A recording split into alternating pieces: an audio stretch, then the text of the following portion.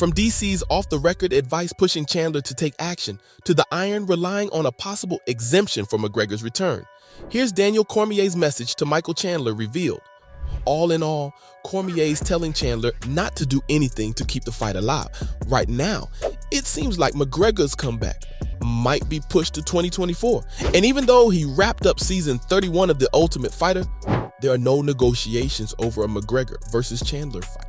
And that's mostly because he still needs to re-enter the USADA drug testing pool 6 months before the fight, unless the UFC grants an exemption, which is pretty rare. As for Chandler, he's getting frustrated at the delay and what's turning into a canceled fight. That's where Cormier comes in, pushing Chandler to take action. Now, honestly, I'm not too sure how he can push his rival into the USADA drug testing pool, but he needs to keep the hype alive if he wants the fight to happen, whether that's in 2023 or a year after. But Cormier thinks some trash talk might be enough to make its way. Either way, Mike's in a weird position where he needs to wait and see how this unfolds, but that's exactly what Cormier's afraid of.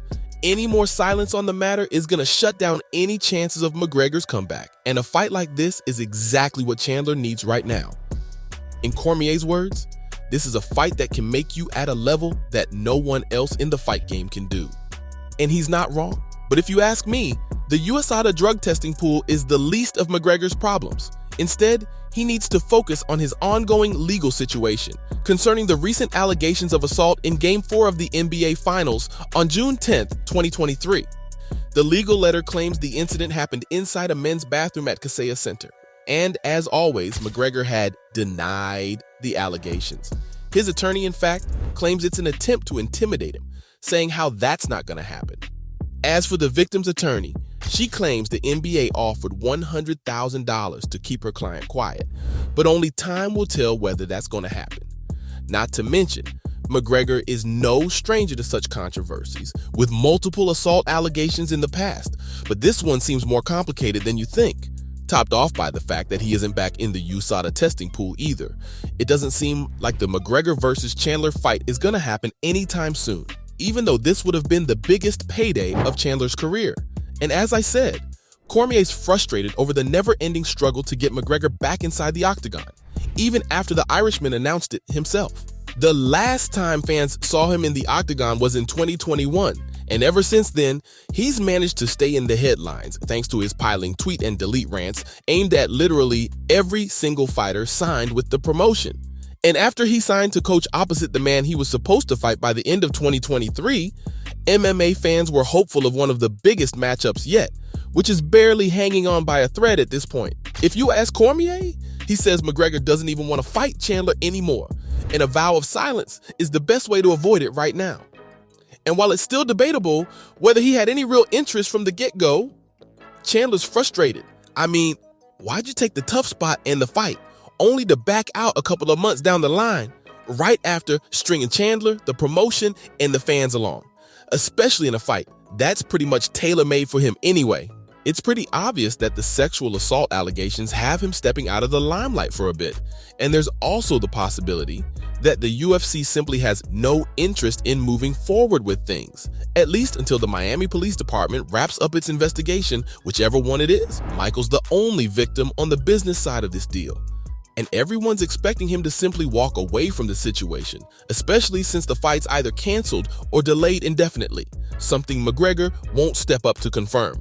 But Cormier's telling Chandler to adopt a new strategy and continue to fight for what would be the biggest payday of his career, even if it means he has to play a little dirty with the Irishman.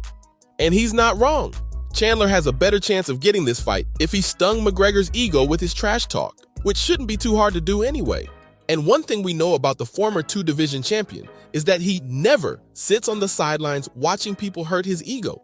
He knows he's the biggest draw in the UFC. After all, he's been a part of 4 out of the 5 highest-selling PPVs in UFC history. Even his fight with Khabib Nurmagomedov generated millions of dollars in sales, which is the highest in the history of the UFC and MMA. So, it makes sense why Chandler still wants to hold on to a fight with the Irishman.